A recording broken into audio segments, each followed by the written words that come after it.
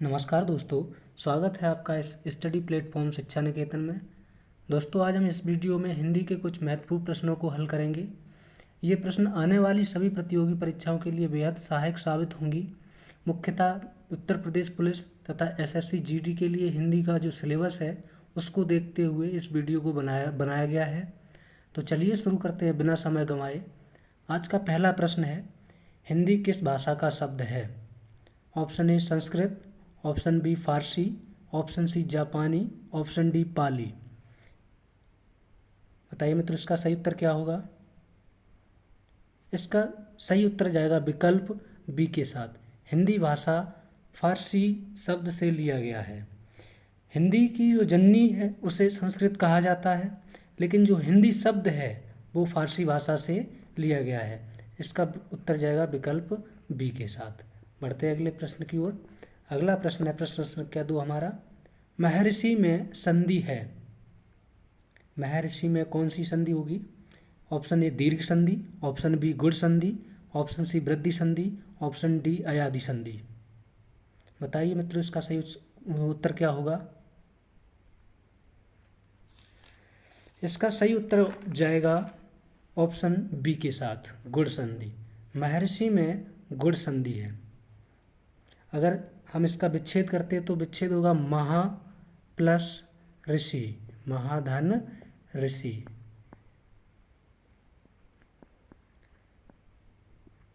और एक तरफ से हमें आ मिलेगा और दूसरी तरफ से हमें ऋर मिलेगा, और ये दोनों वर्ड मिलकर बनते हैं अर। क्या बनते हैं? अर। और जो हमारी गुण संधि की पहचान होती है वो होती है ए, ओ और अर। और अर, जिस किसी भी शब्द को विच्छेद करने पर अर प्राप्त होता है वहाँ पर गुण संधि होती है। बढ़ते अगले प्रश्न की तरफ। अगला प्रश्न है हमारा, निम्न में से पश्चिमी हिंदी की बोली नहीं है। Option A Mewari, option B Kannauji, option C Bundeli, option D Brajbhasha. क्या होगा इसका सही उत्तर? मेवाड़ी, कन्नौजी, बुंदेली या ब्रजभाषा? इसका सही उत्तर जाएगा ऑप्शन ए मेवाड़ी के साथ। मेवाड़ी पश्चिमी हिंदी की बोली नहीं है। बाकी कन्नौजी, बुंदेली, ब्रजभाषा इसकी बोलियां हैं। मेवाड़ी राजस्थानी भाषा की बोली है जो कि मुख्य रूप से राजस्थान में बोली जाती है।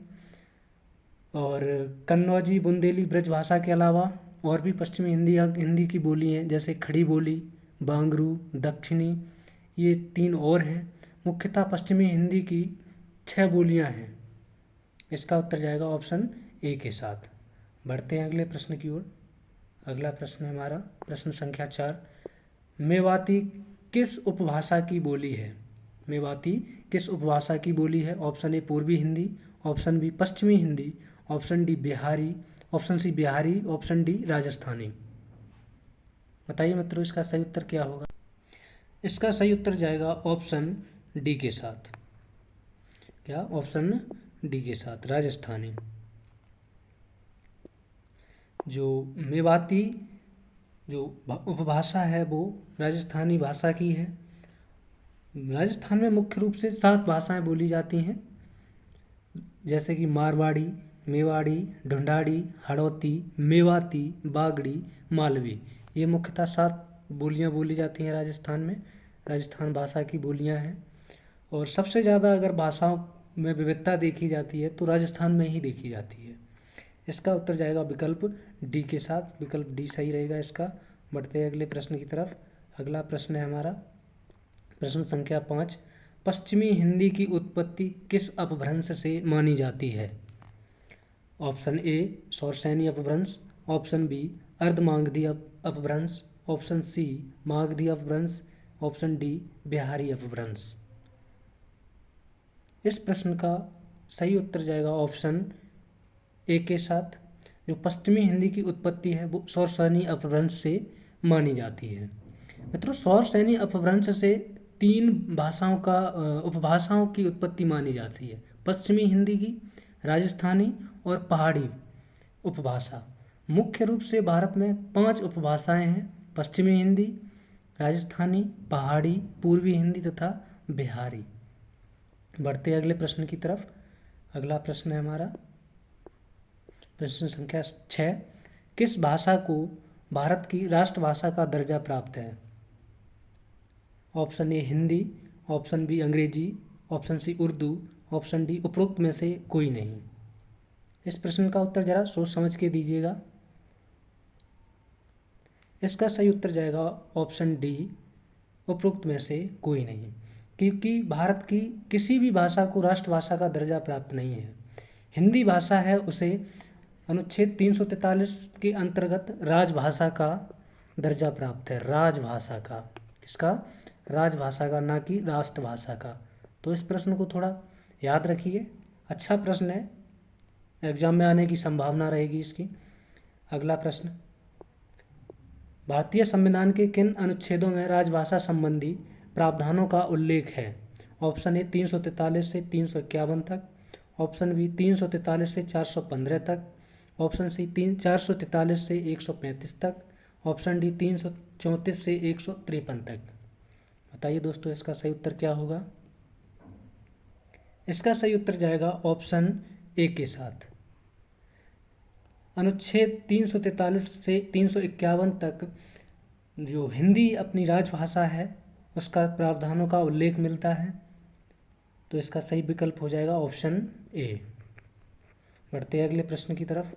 अगला प्रश्न है हमारा, निम्न में से हिंदी की लिपि कौन सी है? निम्नलिखित में से हिंदी की लिपि कौन सी है? लिपि बतानी है इसमें। Option A Roman, option B Gurmukhi, option C Farsi, option D Devanagari. बताइए मित्रों, इसका सही उत्तर क्या होगा? इसका सही उत्तर जाएगा ऑप्शन डी के साथ। हिंदी जो भाषा है वह देवनागरी लिपि से ली गई है, देवनागरी लिपि में लिखी जाती है, तो इसका विकल्प डी सही होगा। अगला प्रश्न है, अगला प्रश्न की तरफ चलते हैं। अगला प्रश्न है, देवनागरी लिपि का विकास किस लिपि से हुआ है? ऑप्शन ए खरोष्टी लिपि, ऑप्शन बी ब्राह्मी लिपि से, ऑप्शन सी फारसी लिपि से, ऑप्शन डी रोमन लिपि से।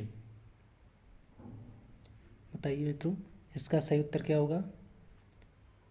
इसका सही उत्तर जाएगा ऑप्शन बी ब्राह्मी लिपि से। जो देवनागरी लिपि का विकास हुआ है वो ब्राह्मी लिपि से ही माना जाता है। उत्तर जाएगा सही ऑप्शन बी के साथ। अच्छा, निम्न में से हंस पद का कौन सा चिन्ह है? विराम चिन्ह आप पढ़ते हैं हिंदी में जब तब आते हैं ये। बताइए मित्रों, तब तक आप देख लीजिए आप ऑप्शन, तब तक मैं इनके बारे में आपको बताता हूँ। जो हंस पद हैं उनका जनक कामता प्रसाद को माना जाता है। हंस पद जो विराम चिन्ह है उनका जनक कामता प्रसाद जी को माना जाता है, और कामता प्रसाद जी ने 20 विराम चिन्हों के बारे में बताया है, और ये मुख्यतः अंग्रेजी भाषा से लिए गए हैं। किस भाषा से? अंग्रेजी भाषा से लिए गए हैं, और कुल इनकी संख्या 20 बताई है।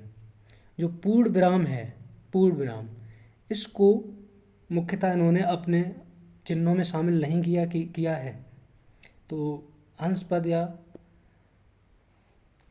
हिंट के लिए मैं आपको बता देता हूँ, इसका दूसरा नाम त्रुटिबोधक चिन्ह भी है।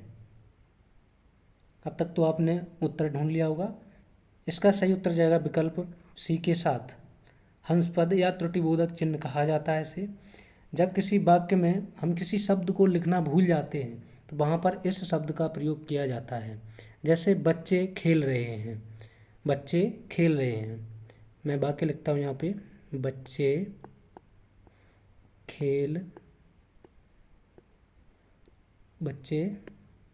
खेल रहे हैं। तो इसमें मित्रों अभी पेन काम से सही से काम नहीं कर रहा है, तो मित्रों इसमें जो बच्चे खेल रहे हैं, हमें यहाँ लिखना था बच्चे मैदान में खेल रहे हैं, तो वहाँ पर इस प्रकार का एरो का निशान लिखा के और ऊपर हम लिख सकते थे कि मैदान में खेल रहे हैं। तो इसका सही उत्तर जाएगा विकल्प बी के साथ। बढ़ते अगले प्रश्न की तरफ। अगला प्रश्न संख्या 10, भाषा की सबसे छोटी इकाई होती है? Option A word, option B शब्द, ऑप्शन सी ध्वनि, ऑप्शन डी अक्षर। बताइए दोस्तों। इसका सही उत्तर जाएगा ऑप्शन ए और ऑप्शन सी के साथ। ए और सी दोनों ही विकल्प इसके सही हैं। क्यों सही है? वर्ड जो है वो सबसे छोटी लिखित इकाई है। लिखित इकाई पूछ ले तो वर्ड होगी। लिखित इकाई वर्ड को कहा जाता है और मौखिक इकाई ध्वनि को कहा जाता है। मौखिक इकाई ध्वनि है। सबसे छोटी मौखिक इकाई ध्वनि है और सबसे छोटी लिखित इकाई वर्ड को कहा जाता है। इसका उत्तर ए और सी दोनों माने जाएंगे। बढ़ते हैं अगले प्रश्न की तरफ। अगला प्रश्न है हमारा प्रश्न संख्या 11। हिंदी वर्णमाला में संयुक्त व्यंजनों की संख्या होती है। Option A 7, option B 5, option C 4, option D 3। बताइए मित्रों, हिंदी वर्णमाला में संयुक्त व्यंजनों की संख्या कितनी होती है? कुल व्यंजनों की संख्या होती है 33। आपसे कोई पूछ ले कि हिंदी में कुल व्यंजन कितने होते हैं तो 33 होते हैं। स्वरों की संख्या 11 होती है। और संयुक्त व्यंजन कौन कौन से होते हैं? तो आपका एक होता है छ, त्र और एक ज्ञा। इसके अलावा एक स्रा, श्री वाला स्रा भी इसी के अंतर्गत गिना जाता है। तो ये मुख्य रूप से 4 आपके संयुक्त व्यंजन होते हैं। इसका जो सही उत्तर जाएगा वो विकल्प सी के साथ जाएगा। बढ़ते हैं अगले प्रश्न की तरफ। और अगला प्रश्न है हमारा वर्ड किसे कहते हैं? वर्ड किसे कहा जाता है? ऑप्शन ए ध्वनि, ऑप्शन बी शब्द, ऑप्शन सी अक्षर, ऑप्शन डी छंद। इसका सही उत्तर जाएगा ऑप्शन ए ध्वनि के साथ। अगले प्रश्न की तरफ बढ़ते हैं। अगला प्रश्न है हमारा निम्न में से ऊष्म व्यंजन नहीं है। ऑप्शन ए स्रा, ऑप्शन बी सा, ऑप्शन सी शा, ऑप्शन डी हा। बताइए दोस्तों, इसका सही उत्तर क्या होगा? ऊष्म व्यंजन। वैसे मित्रों ऊष्म व्यंजन ये बिल्कुल कॉमन सी चीज़ें हैं, आपको आनी चाहिए। ऊष्म व्यंजन जो हैं वो 4 प्रकार के होते हैं। शा, एक शा और शा और हा। ये कुल 4 प्रकार के ऊष्म व्यंजन होते हैं। तो देख लीजिए इनमें कौन सा नहीं है। इसका सही उत्तर जाएगा विकल्प ए के साथ। बढ़ते हैं अगले प्रश्न की तरफ। अगला प्रश्न है हमारा निम्न में से कौन सा समूह अंतस्थ व्यंजनों को निरूपित करता है? ऑप्शन ए शा शा शा हा, ऑप्शन बी का च ट त प, ऑप्शन सी या रा ला वा, ऑप्शन डी छ त्र ज्ञा और श्रा। अभी आपने अगर वीडियो दिमाग से देखा होगा तो आपका प्रश्न का उत्तर आसानी से निकाल सकते हैं। मैंने अभी आपको बताया था कि शा सा शा इन्हें ऊष्म व्यंजन कहा जाता है। छ त्र ज्ञा इनको हम संयुक्त व्यंजन के नाम से जानते हैं। और क च ट त प ये प्रत्येक वर्ग का प्रथम वर्ड है। प्रत्येक वर्ग का प्रथम वर्ड है। तो इसका जो सही उत्तर जाएगा विकल्प सी के साथ। या रा ला वा को अंतस्थ व्यंजन कहा जाता है। बढ़ते हैं अगले प्रश्न की तरफ। और अगला प्रश्न है हमारा छा वर्ड किसके योग से बना है? छा क्या है? एक संयुक्त व्यंजन है। और संयुक्त व्यंजन इसीलिए कहा जाता है इनको कि ये एक से अधिक वर्डों से मिलकर बने होते हैं। जो छा है वो किस से मिलकर बना है? ऑप्शन ए का प्लस सा, का प्लस चा, का प्लस छे, का प्लस छा। बताइए दोस्तों, इसका सही उत्तर क्या होगा? इसका सही उत्तर जाएगा विकल्प ए के साथ, का प्लस शा। का जो हलंत नीचे लगा होता है इसका अर्थ होता है आधा वर्ड, आधा का और प्लस सा। वो भी षटकोण वाला सा बनेगा इसमें, याद रखिएगा इसमें। बढ़ते हैं अगले प्रश्न की तरफ। अगला प्रश्न है हमारा अनुनासिक का संबंध होता है। अनुनासिक का संबंध होता है। ऑप्शन ए केवल नाक से, ऑप्शन बी केवल मुख से, ऑप्शन सी नाक व मुख दोनों से, ऑप्शन डी इनमें से कोई नहीं। अनुनासिक वर्ड कौन से होते हैं? प्रथम वर्ग के 5वें अक्षर, उनको अनुनासिक वर्ड कहा जाता है, जिसमें हमारे एक ये इन्या, या, अड़ा, न और मा, ये कुल 5 वर्ड होते हैं। प्रत्येक वर्ग का अंतिम अक्षर होता है, उन्हें अनुनासिक वर्ड कहा जाता है। और इनको बोलने के लिए नाक व मुख दोनों का ही सहारा लिया जाता है। इसका सही उत्तर जाएगा विकल्प सी के साथ। अच्छा, का वर्ग उच्चारण की दृष्टि से क्या है? का वर्ग उच्चारण की दृष्टि से क्या है?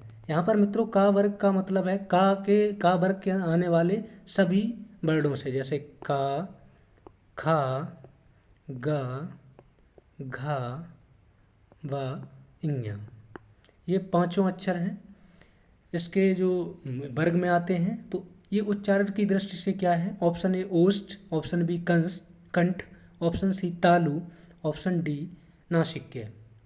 बताइए मित्रों, इसका सही उत्तर क्या होगा? इतनी देर में तो इसका उत्तर आपके दिमाग में क्लिक हो जाना चाहिए था। इसका सही उत्तर जाएगा ऑप्शन बी के साथ। का वर्ग का उच्चारण स्थान तालु होता है। इसके अलावा आ, बड़ा, का वर्ग और हा का उच्चारण स्थान भी कंठ को ही माना जाता है। बढ़ते अगले प्रश्न की ओर। अगला प्रश्न है हमारा, निम्न में से कौन सा वर्ण अयोगवाह है? अयोगवाह है। छे, अंग, श्रा और ऋषि। इसका सही उत्तर जाएगा मित्रों, मैं इसका सही उत्तर नहीं बताऊंगा, इसका सही उत्तर आपको कमेंट करके बताना है कि क्या रहेगा इसका सही उत्तर। ये प्रश्न आज आपके लिए छोड़ देते हैं। बढ़ते हैं अगले प्रश्न की तरफ। कमेंट में लिख देना ऑप्शन डाल के, और उसका उत्तर भी लिख देना तो और भी बेहतर रहेगा, नहीं तो आप ऑप्शन भी टाइप कर सकते हैं। अच्छा, निम्न में से पार्श्विक व्यंजन किसे कहते हैं? या, रा, ला, वा। ऑप्शन ए या, ऑप्शन बी रा, ऑप्शन सी ला, ऑप्शन डी वा।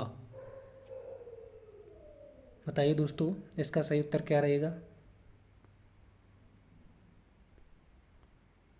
इसका सही उत्तर जाएगा विकल्प सी के साथ। ला को पार्श्विक व्यंजन कहा जाता है। ला को पार्श्विक व्यंजन कहा जाता है क्योंकि जब ला का उच्चारण करते हैं तो जीभ का अगला सिरा हमारे तालु पर टच करता है तथा हवा दोनों तरफ, जीभ के दोनों तरफ से निकलती है, इसीलिए इसे पार्श्विक व्यंजन कहा जाता है। बढ़ते अगले प्रश्न की तरफ। और अगला प्रश्न है हमारा प्रश्न संख्या 20। समास का शाब्दिक अर्थ क्या है? ऑप्शन ए विग्रह, ऑप्शन बी संधि, ऑप्शन सी विलोम, ऑप्शन डी संक्षेप। बताइए दोस्तों, इसका सही उत्तर क्या होगा? इसका सही उत्तर जाएगा विकल्प डी के साथ। समास क्या होता है? जब किसी वाक्य को हम शब्दों में लेके आ जाएं, बिल्कुल संक्षेप में कह दें। जैसे हम गौशाला कहते हैं, वैसे इसका विस्तृत रूप होता है गायों के लिए शाला, लेकिन इसको हम संक्षेप में लेके आ जाते हैं, उसे कहते हैं समास। और जब इसका विस्तृत रूप कर देते हैं उसे कहते हैं विग्रह। इसलिए इसका सही उत्तर जाएगा विकल्प डी के साथ। समास का शाब्दिक अर्थ संक्षेप होता है। बढ़ते हैं अगले प्रश्न की तरफ। प्रश्न संख्या 20। व्रतमुखी स्वर के उदाहरण हैं। ऑप्शन ए उ, ऑप्शन बी आ और बड़ा, ऑप्शन सी ई बड़ी ई, ऑप्शन डी ए या आई। बताइए दोस्तों, इसका सही उत्तर क्या होगा? व्रतमुखी, जब हम स्वरों का वर्गीकरण पढ़ते हैं वहाँ पर ओठ की आकृति के अनुसार वर्गीकरण आता है। ये 2 प्रकार का वर्गीकरण होता है, एक होता है व्रतमुखी और दूसरा होता है अव्रतमुखी। वे वर्ड जिनको बोलते समय ओठों की आकृति व्रत नुमा हो जाए उन्हें व्रतमुखी वर्ड कहा जाता है। आप उनको बोल के दे सकते हैं। ऊ को बोलते समय ओठों की आकृति गोल हो जाती है, इसलिए सही उत्तर जाएगा विकल्प ए के साथ। इसके अलावा ऊ के अलावा ओ और औ दो वर्ड और आते हैं, इनको भी वृत्तमुखी वर्ड कहा जाता है। बाकी सब आवृत्तिमुखी के अंतर्गत चले जाते हैं। इसका सही उत्तर जाएगा विकल्प ए के साथ। 22 नंबर प्रश्न है, या शा का उच्चारण स्थान क्या है? या और सा का उच्चारण स्थान क्या है? कंठ, ओष्ठ, मूर्धन्य या तालु? इसका सही उत्तर जाएगा विकल्प संख्या डी, विकल्प नंबर डी के साथ। या और सा का उच्चारण स्थान तालु को कहा जाता है। या और सा के अलावा अगर देखा जाए तो ई, बड़ी ई, चा वर्ग अर्थात चा के पांचों वर्ड जो चा वर्ग में लगते हैं, या और शा, इनका उच्चारण स्थान तालु को माना जाता है। इसका सही उत्तर जाएगा विकल्प डी के साथ। बढ़ते हैं अगले प्रश्न की तरफ। प्रश्न संख्या 23 है, निम्न में से कौन सा समूह अर्ध गलत लिखा है मित्रों, वैसे अर्ध जो है वो टाइपिंग में हो जाता है, अर्ध स्वर को निरूपित करता है। किन वर्णों को अर्ध स्वर भी कहा जाता है इनमें से? या, रा, या, वा, ला, वा, आ प्लस ई। क्या होगा सही? इसका सही उत्तर बताइए मित्रों। देखिए, अर्ध स्वर का मतलब क्या होता है? जब किसी वर्ड के अंदर आधा स्वर छुपा होता है तो उसे अर्ध स्वर कहा जाता है। वैसे तो जो व्यंजन होते हैं वो बिना स्वर के नहीं बने हैं, लेकिन या और वा, या के अंदर अगर हम पढ़ते हैं तो ई प्लस आ से मिलकर बनता है या, और ई जो है ई प्लस आ से मिलकर बनता है बराबर या, और ऊ प्लस आ से मिलकर बनता है वा। इसलिए या और वा को अर्ध स्वर की संज्ञा दी गई है। विकल्प नंबर बी सही हो जाएगा इस प्रश्न का सही उत्तर। बढ़ते हैं अगले प्रश्न की तरफ। अगला प्रश्न है हमारा, निम्न में से विसर्ग का उच्चारण स्थान क्या है? ऑप्शन ए मूर्धा, ऑप्शन बी तालु, ऑप्शन सी कंठ, ऑप्शन डी ओष्ठ। बताइए मित्रों इसका सही उत्तर क्या रहेगा? इस प्रश्न का सही उत्तर जाएगा विकल्प सी के साथ। विकल्प सी के साथ इस प्रश्न का सही उत्तर जाएगा। जो विसर्ग होती है, विसर्ग हम जब स्वरों में पढ़ते हैं अयोग बाह में अंग और आहा, एक वर्ड पढ़ते हैं अंग और एक आहा, इन दोनों को अयोग बाह वर्ड कहा जाता है। और ये जो आहा होता है इसके पीछे ये जो बिंदियाँ होती हैं इनको विसर्ग कहते हैं, और इस विसर्ग का उच्चारण स्थान कंठ होता है। इसके अलावा आ और का वर्ग, पूरा का वर्ग तथा हा का उच्चारण स्थान भी कंठ ही होता है। इसका सही उत्तर जाएगा विकल्प सी के साथ। बढ़ते हैं अगले प्रश्न की तरफ, और अगला प्रश्न है हमारा प्रश्न संख्या 25। पंजाबी भाषा का विकास किस लिपि से माना जाता है? ऑप्शन ए देवनागरी लिपि, ऑप्शन बी ब्राह्मी लिपि, ऑप्शन सी रोमन लिपि, ऑप्शन डी गुरुमुखी लिपि। बताइए दोस्तों इसका सही उत्तर क्या होगा? इसका सही उत्तर जाएगा विकल्प डी के साथ। गुरुमुखी लिपि को पंजाबी भाषा का उद्भव या जननी माना जाता है। मित्रों, एक फारसी लिपि होती है, और फारसी लिपि में यदि पूछ लिया जाए आपसे कि किस लिपि में राइट से लेफ्ट की तरफ लिखा जाता है, यानी कि दाएं से बाएं की ओर लिखा जाता है, तो उसका सही उत्तर होगा फारसी लिपि। क्योंकि फारसी लिपि एकमात्र ऐसी लिपि है जिसको दाएं से बाईं ओर लिखा जाता है। बाकी सभी लिपियों को बाईं से दाईं ओर लिखा जाता है। बढ़ते हैं अगले प्रश्न की तरफ, और अगला प्रश्न हमारा प्रश्न संख्या 25। निम्न में से उच्छिप्त व्यंजन कहलाते हैं। निम्न में से उच्छिप्त व्यंजन कहलाते हैं। ऑप्शन ए डा ढा, ऑप्शन बी पा फा, ऑप्शन सी रा, ऑप्शन सी सा और हा। बताइए मित्रों इसका सही उत्तर क्या होगा? इसका सही उत्तर जाएगा विकल्प ए के साथ। डा और ढा को उच्छिप्त व्यंजन कहते हैं। पा और फा, इनके नीचे जो नुक्ता लगा हुआ है इसके कारण इन्हें आगत या विदेशज वर्ड भी कहा जाता है। आगत या विदेशज वर्ड भी कहा जाता है। रा रा को लुंठित वर्ण कहते हैं। क्या कहते हैं? लुंठित वर्ण कहा जाता है। और सा, शा, हा ये आपके ऊष्म व्यंजन के अंतर्गत आ जाते हैं। सभी ऊष्म व्यंजन कहा जाता है इनको। डा और डा को उच्छिप्त व्यंजन कहा जाता है, क्योंकि इन वर्णों को बोलते समय जो हमारा जिह्वा का अगला भाग होता है वो दूर की तरफ फेंका जाता है। और उच्छिप्त का मतलब फेंकना ही होता है, इसलिए इसका सही उत्तर जाएगा विकल्प ए के साथ। बढ़ते हैं अगले प्रश्न की तरफ। अगला प्रश्न है हमारा प्रश्न संख्या 27। संयोग शब्द में संधि है। संयोग शब्द में कौन सी संधि होगी? गुण संधि, विसर्ग संधि, व्यंजन संधि या स्वर संधि? बताइए दोस्तों, इसका सही उत्तर क्या होगा?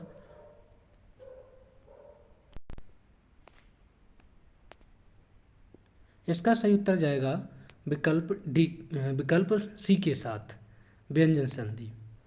आपके संधियों में एक नियम आता है अनुस्वार का माँ में परिवर्तन। अनुस्वार का माँ में परिवर्तन।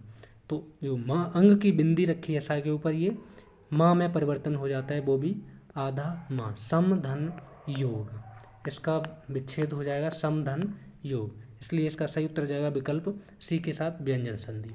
बढ़ते हैं अगले प्रश्न की तरफ। और अगला प्रश्न है हमारा 28। अपकार का विलोम होगा। ऑप्शन ए सत्कार, ऑप्शन बी उपकार, ऑप्शन सी परोपकार, ऑप्शन डी बनावटी। बिल्कुल सिंपल सा प्रश्न है। इसका सही उत्तर जाएगा ऑप्शन बी के साथ। उपकार का विलोम अपकार होता है और अपकार का विलोम उपकार होता है। बढ़ते हैं अगले प्रश्न की तरफ। अगला प्रश्न है हमारा 29 नंबर। हिंदी वर्णमाला में स्वरों की संख्या कितनी होती है? Option A 11, option B 22, option C 33, option D 44। 11, 22, 33, 44। Hindi वर्णमाला में टोटल वर्णों की संख्या 52 होती है, जिसमें से 11 स्वर होते हैं, 33 व्यंजन होते हैं, 2 उच्छिप्त व्यंजन होते हैं, 4 संयुक्त व्यंजन होते हैं, 2 अयोगवाह होते हैं, 1 लुंठित वर्ण होता है, 1 पार्श्विक वर्ण होता है। इस प्रकार मिलाकर कुल 52 वर्ण होते हैं। तो हमें इसमें पूछा गया कि हिंदी वर्णमाला में स्वरों की संख्या कितनी है। तो इसका जो सही उत्तर जाएगा वो विकल्प ए के साथ जाएगा, 11। हिंदी वर्णमाला में स्वरों की संख्या 11 होती है। अगला प्रश्न है और आज का अंतिम प्रश्न है इस वीडियो का। मित्रों, बाहर काफ़ी शोर हो रहा है, इस वजह से रिकॉर्डिंग ठीक प्रकार से नहीं हो पा रही है। और वीडियो अगर आपको पसंद आ रही हो तो वीडियो को लाइक कर दीजिए और चैनल को सब्सक्राइब कर लीजिए, ताकि आने वाली प्रत्येक वीडियो का नोटिफिकेशन आपको मिलता रहे। इस तरह के वीडियो आपको अब डेली मिला करेंगे। बढ़ते ये प्रश्न देख लेते हैं। किस शब्द में आवट प्रत्यय नहीं है? प्रत्यय जो हमेशा है वो शब्द वाक्य के शब्द के पीछे लगते हैं। ऑप्शन ए लिखावट, ऑप्शन बी थकावट, ऑप्शन सी रुकावट, ऑप्शन डी महावट। इसका सही उत्तर जाएगा विकल्प डी के साथ। महावट शब्द में किसी भी प्रकार का कोई प्रत्यय नहीं है, बाकी सभी में है। लिखावट में आवट प्रत्यय है, लिख धातु से बना है लिखावट। और थकावट थक धातु से बना है, रुकावट रुक धातु से जिसमें आवट प्रत्यय है। महावट, महा एक पूर्ण शब्द है, महा एक पूर्ण शब्द होता है, मूल शब्द होता है। और वट, इसमें वट प्रत्यय और वट नाम का कोई प्रत्यय होता ही नहीं है। तो इसका सही विकल्प जाएगा डी के साथ। तो ये थे मुख्य 30 प्रश्न। बताइए दोस्तों कैसी लगी वीडियो। अगर आप इस प्रकार के प्रश्नों को देखना चाहते हैं बार बार तो चैनल को सब्सक्राइब कर लीजिए। मिलते हैं अगले वीडियो में फिर से। नमस्कार, जय हिंद, जय भारत।